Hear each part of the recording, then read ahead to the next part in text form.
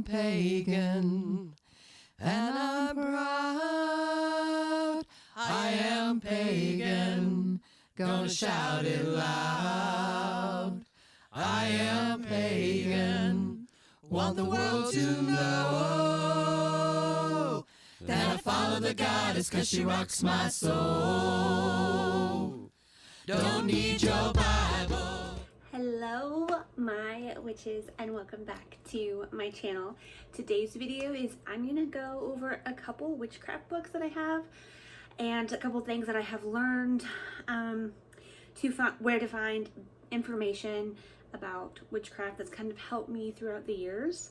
And these are not all my books. I cannot find half of them, but I have books everywhere. So I found some of the books that I've been using for the last couple years, and I wanted to share them with you. So if this is something that you guys are interested in, just keep on watching. Okay, so I wanted to come on here and just say this before I go into the books that I have, that I use. Most of my information that I got in the very beginning, I got off of Google. Like, I Googled a lot. I YouTubed, I went on Pinterest, went on Instagram, searched out as much information as I could. So that's what I recommend for you guys if you guys are really wanting to learn about witchcraft or get involved in witchcraft, is do your research. Google as much as you can, because books are very informational, but Googling and just researching the heck out of a topic is really good. So that's what I did for the first couple years. I did not invest in books for a very long time.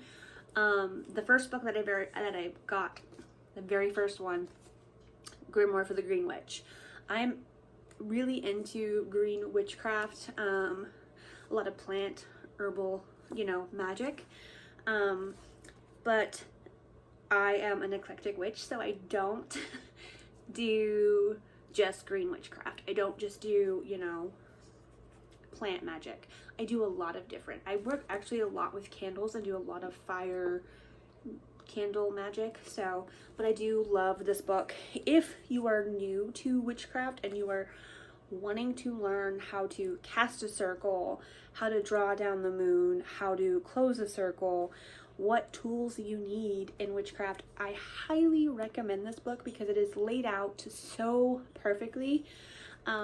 It is laid out like a grimoire. So in the very beginning of this book, it gives you the Sabbats and how to, when they are, the wheel of the year basically is what it does. It breaks it down for you. It gives you other days to honor. It tells you how to ground and center yourself. It gives you ritual components, ritual robe colors, craft names, names of the gods and goddesses. Because if you know green witchcraft, they don't do, you can have deities, but it's more of a lord and lady. You don't necessarily have to have certain deities, is what I have gathered from all the books that I have read on green witchcraft. Not that I've actually do it, they say in here, but that's what I've gathered from all the green witchcraft, because I have another green witchcraft book. It gives you symbols and signs, magical containers, basic materials, basic tools you need. It's basically laid out for everything that you need. Altar arrangements, how to arrange your altar if you want to do it in the way of green witchcraft. It gives you everything basically that you need. And that is why when someone shared it, when I was Googling and YouTubing, this is the first book that I got. I love it. It is a very used book for me. And I don't have all my tabs in it right now. I took them out a long time ago, but I want to basically go back through and put more tabs back into it, so that I can remember those things. Because as I've gotten older and gotten a lot of knowledge throughout the years, I forget a lot of things. So I want to be able to be like, okay, I got that from this book. Here's the tab. Here's what I need. So yeah, I love this book. Another book that I got when I first started out, The Inner Temple of Witchcraft by Christopher Penczak. This is like a school book, basically. It gives you, it's like a lesson. I've highlighted, I've got it bookmarked. I've done this beginning part of the book like 3 or 4 times, and he tells you that if you're doing it right, it even gives you like homework and things to do. So if you're doing it right, it should take you over a year to do it. And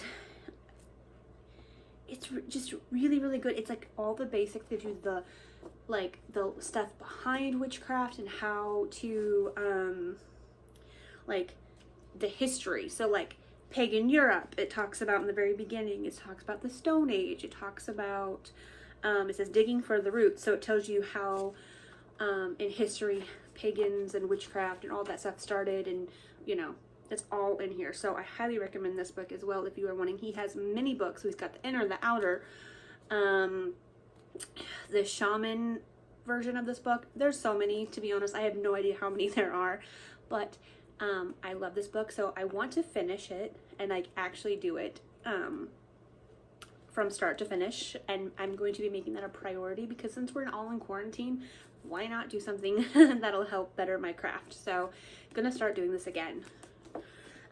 Another book that I have gotten, and I got this one in a Witch's Moon box, but my in-laws just got me the same book, and I gave it to my daughter, and I felt like it was very easy for my daughter, who is 12, almost 13, to understand, is The Greenwich by, I think it's Erin Murphy Hiscock.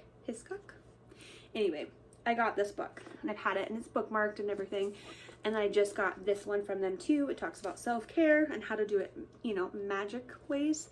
So I find these are really good books if you want to, you know, learn more about the Greenwich and how to do magical self-care.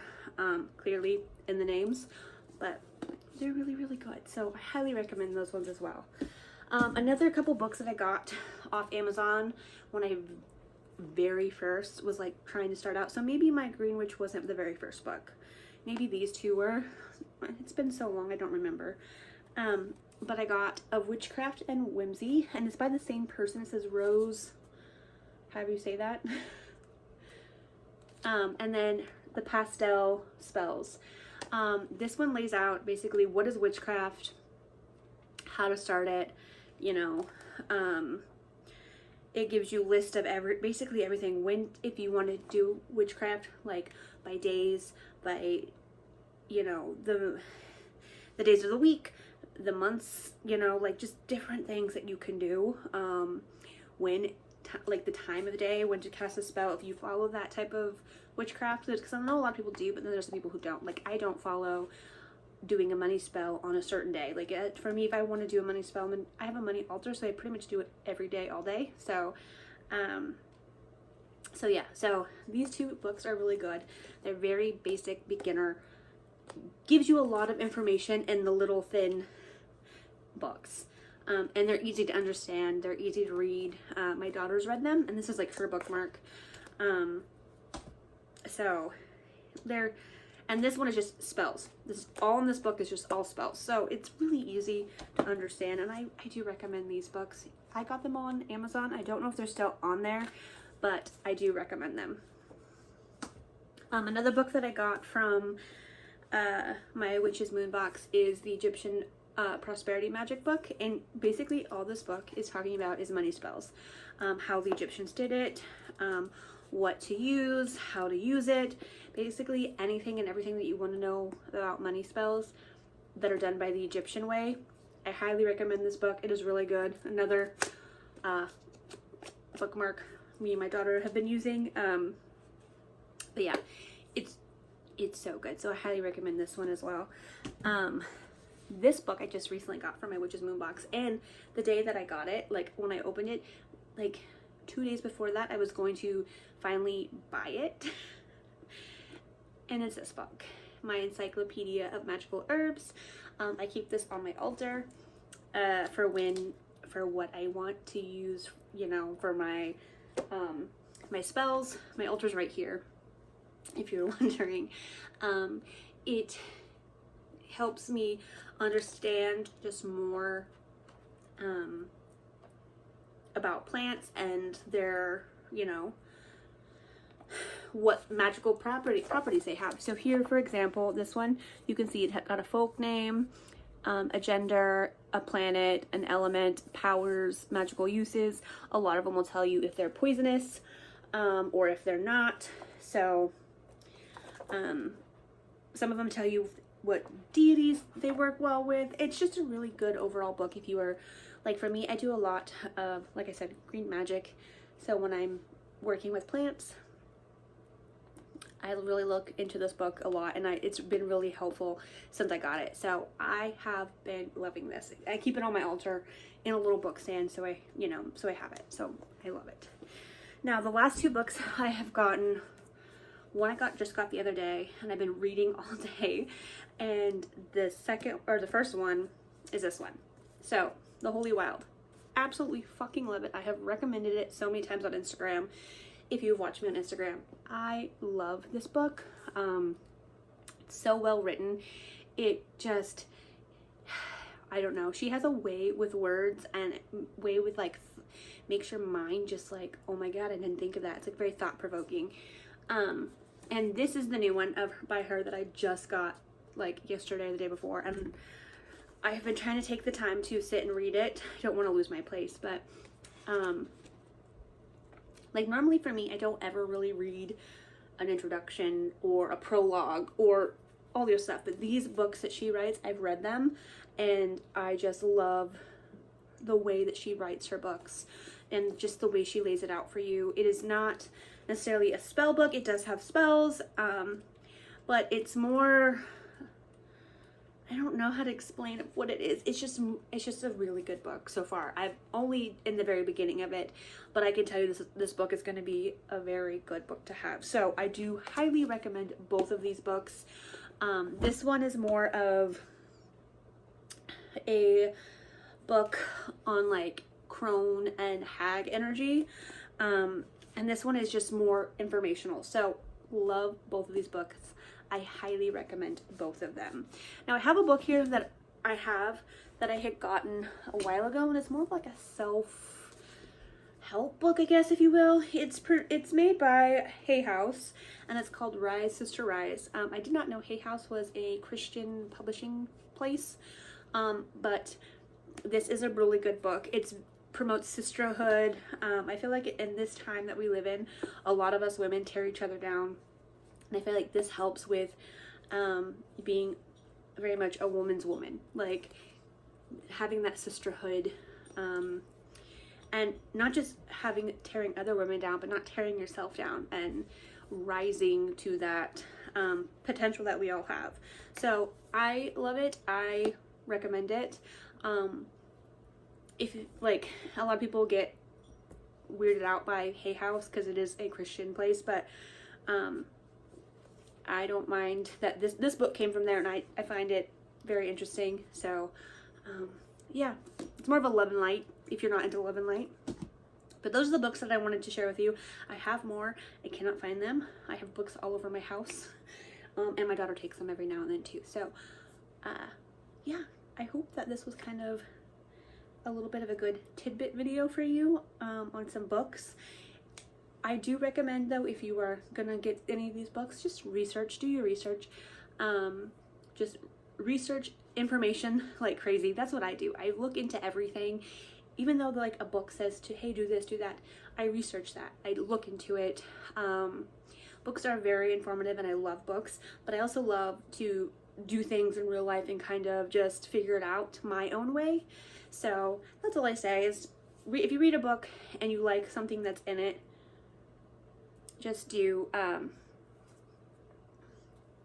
your research and find out if that way works for you. If not, do it your own way. Sorry, I'm really hot. I have my heater on to drown out the noise from out in the front room because my daughter is playing Beat Saber, and so it's like actual music from like Panic at the Disco and Imagine Dragons, and I don't want to get dinged for that, so I'm hot. But I just wanted to say thank you guys for watching and subscribing. I've gotten a lot of new subscribers over the last couple days after doing that live with Raven and Noah, and y'all, I appreciate the heck out of you guys. It has just been so much fun to do that live. It was very nerve-wracking for me and very just nerve-wracking but exciting at the same time. And I got to like kind of meet one of the witches that when I first searched anything witchcraft, it was Lady Gravedancer that popped up.